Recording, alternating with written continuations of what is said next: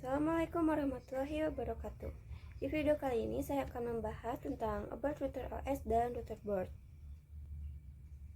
Sebelumnya, perkenalkan nama saya Jihan Zulfa Nabil dari kelas 11 TJKT 2, nomor absen 20, asal sekolah di SMK Negeri 2 Bale Endah. Di video ini, pertama saya akan membahas router OS dan router board. Lalu yang kedua, router OS features, dan router board name, lalu router board type, dan yang terakhir arsitektur router board. Mikrotik router OS. Router OS itu merupakan software dari vendor Mikrotik yang dinamakan router OS, based on OS, sistem operasi yang digunakan oleh perangkat Mikrotik router board. Router OS itu berbentuk OS yang bisa diinstal di PC, server, ataupun virtualisasi seperti VMware, VirtualBox, dan lain sebagainya. Router OS dengan standar standalone operating system yang berbasis Linux dengan versi 3.3.5 kernel. Kalau kita install router OS di PC itu, kita bisa custom, misalnya dari prosesor apa, RAM-nya berapa, hard disk-nya yang berapa. Lalu sekarang kita beralih ke Mikrotik router board. Mikrotik router board itu lebih mengarah ke perangkat fisik, built-in hardware. Router board dibuat untuk menjalankan sistem operasi router OS. Segala fitur bisa terdapat pada satu perangkat ataupun dapat diperuntukkan khusus sesuai kategorinya. Tersedia mulai dari low-end sampai dengan high-end router. Router features. Fitur Mikrotik itu ada banyak, diantaranya seperti support wireless network. Wirelessnya itu ada yang diperuntukkan untuk indoor dan ada pun untuk outdoor. Dengan standarisasi supportnya itu A, B, G, N, ataupun AC. Fitur lainnya itu routing, baik static routing maupun dynamic routing. Fitur firewall dan NAT.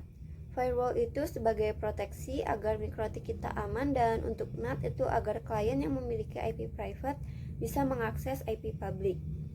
Fitur QoS atau bandwidth management, di mana Mikrotik kita itu diatur bandwidth manajemennya, jadi lebih ke bandwidth prioritas.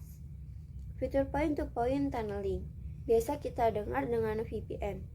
Jadi ada yang PPTP, PPPoE, SSTP, dan OpenVPN.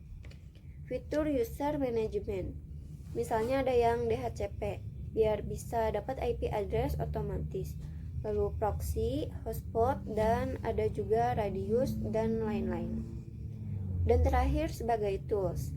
Jadi Mikrotik kita bisa digunakan untuk bandwidth test, torch, mapping, dan lain sebagainya.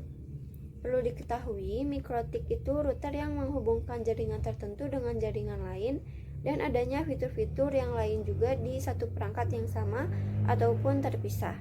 Jadi bebannya gak cuma di satu perangkat. Router board name. Pengkategorian nama pada Mikrotik itu terbagi menjadi 3 kategori. Ada yang berdasarkan simbol nama, ada yang berdasarkan kata atau word, dan ada yang berdasarkan exceptional naming.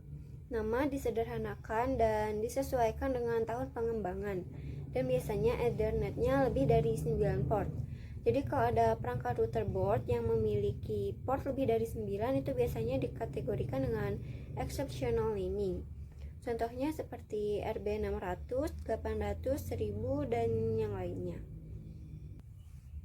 Router board type. Untuk router board type itu bisa dilihat di belakang perangkat Mikrotiknya. Itu nanti ada tipe ideal kodenya. Dan bisa dilihat di sini juga ada kode-kode yang ada pada router board. Arsitektur router board. Sama seperti PC, kalau PC itu arsitekturnya ada yang x64 dan x86. Akan tetapi untuk Mikrotik itu lebih dari itu, seperti yang bisa dilihat pada tabel. Jadi arsitektur router board itu dibedakan berdasarkan jenis dan kinerja prosesor. Software atau OS untuk setiap arsitektur juga berbeda. Arsitektur Mikrotik juga bisa dilihat lebih lengkapnya di www.mikrotik.com/download. Cukup sekian yang bisa saya sampaikan di video kali ini. Mohon maaf bila ada kesalahan dan kekurangannya. Wassalamualaikum warahmatullahi wabarakatuh.